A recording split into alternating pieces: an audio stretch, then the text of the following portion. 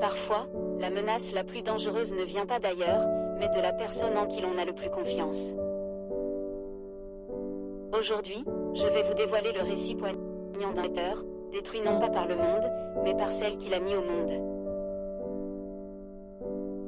Un film silencieux mais terriblement puissant, inspiré du syndrome de Ménozan, où l'amour se transforme en piège. Installez-vous, cette histoire risque de vous suivre pendant longtemps. Tout commence dans une petite demeure tranquille. Une tranquillité presque trop parfaite.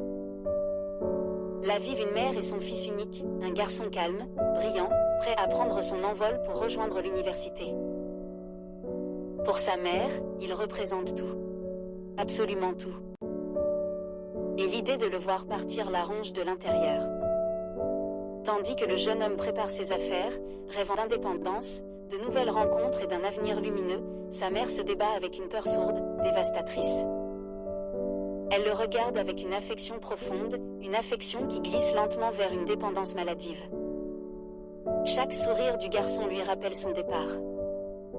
Chaque valise se transforme en déchirure. Et à mesure que le jour fatidique approche, un plan sombre se forme dans son esprit. Refusant de le laisser s'éloigner, elle commence à verser discrètement une substance toxique dans ses repas, un tout petit peu chaque jour.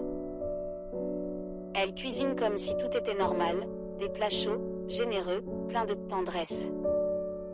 Une tendresse empoisonnée. Le fils, confiant, mange sans se douter de rien. Peu à peu, il s'affaiblit. Fatigue, douleur, étourdissement. Son départ est repoussé, puis annulé. À mesure que son état se dégrade, la mère retrouve une sérénité inquiétante.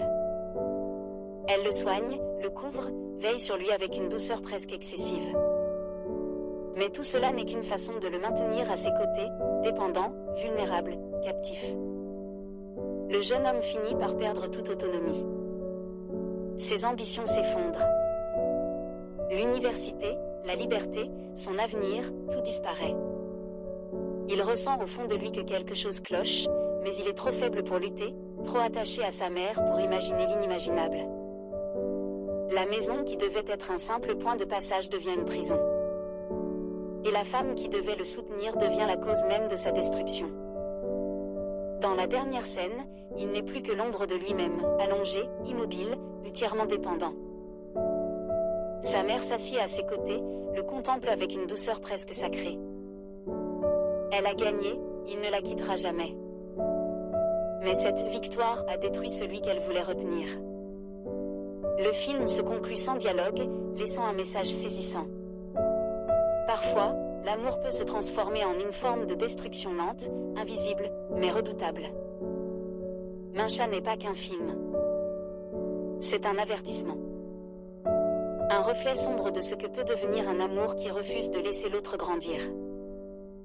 Si cette histoire vous a touché, n'oubliez pas de liker la vidéo, de vous abonner et de partager vos impressions en commentaire. Votre soutien me permet de continuer à vous proposer des récits profonds, humains et terriblement réels. On se retrouve très bientôt pour une nouvelle histoire, encore plus saisissante.